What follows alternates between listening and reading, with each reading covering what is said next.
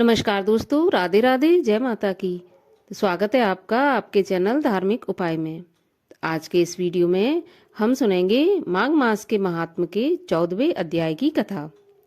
तो कथा शुरू करने से पहले यदि आपने चैनल को सब्सक्राइब नहीं किया है, चैनल पर पहली बार आए हैं तो चैनल को सब्सक्राइब कर लें, और यदि वीडियो अच्छा लगे तो वीडियो को लाइक कर दें और आगे शेयर भी कर दें। तो चलिए अब सुनते हैं माघ मास के महात्म के 14वें अध्याय की कथा, जिसमें माघ स्नान के फल का वर्णन किया गया है।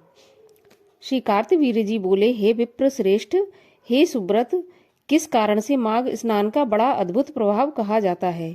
एक बार के माघ स्नान के पुण्य प्रभाव से पापों का नाश होता है, दूसरे माघ स्नान से स्वर्ग प्राप्त होता है।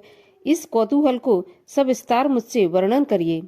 दत्तात्रेय जी ने कहा, हे पुरुषोत्तम, जल स्वभाव से ही उज्ज्वल, निर्मल, शुद्ध, सफेद, मल का दाह का नाशक होता है।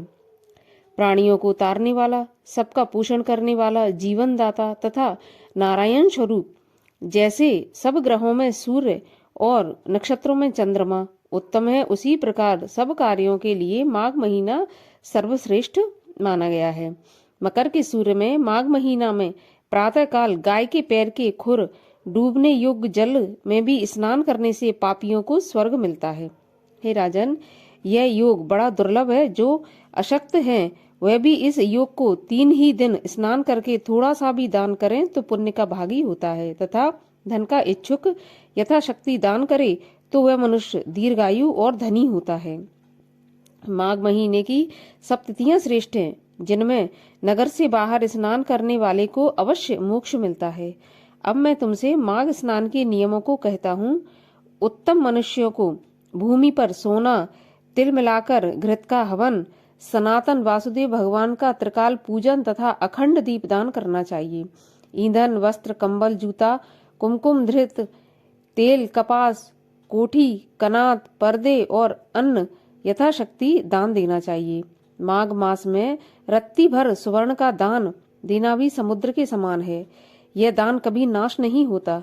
हे राजन, दूसरे की अग्नि को न तापें, दूसरे का दान न लें। माघ महीने के अंत में, हे राजन, ब्राह्मणों को यथाशक्ति भोजन करावें और दक्षिणा दें, तथा एकादशी की विधि से माघ स्नान का उद्यापन करें तथा प्रार्थना करें कि हे गोविंद, हे अच्युत, हे माधव, हे देव, माघ मास की मकर संक्रांति के स्नान से मुझको यथोक्त फल दीजिए।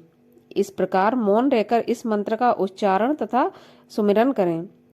मकर के सूर्य में घर में गर्म जल से किया गया स्नान 6 बरस का, बाहर बावड़ी आदि में 12 बरस का, तालाब में दूना, नदी में 4 गुना, देव सरोवर तथा महानदियों में 100 गुना और महानदियों के संगम में स्नान करने से 400 गुना फल प्राप्त होता है।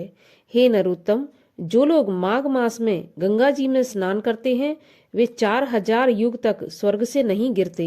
ऋषियों ने कहा है कि जो कोई मनुष्य माघ मास में गंगा यमुना के संगम में स्नान करता है वह प्रतिदिन 1000 मुद्रा सोना तथा 1000 कपिला गौदान के देने का पुण्य प्राप्त करता है। इसी के साथ 14वें अध्याय की कथा समाप्त होती है। और अब मैं मिलती हूँ आपसे अगले वीडियो में। तब तक के लिए राधे राधे, जय माता की।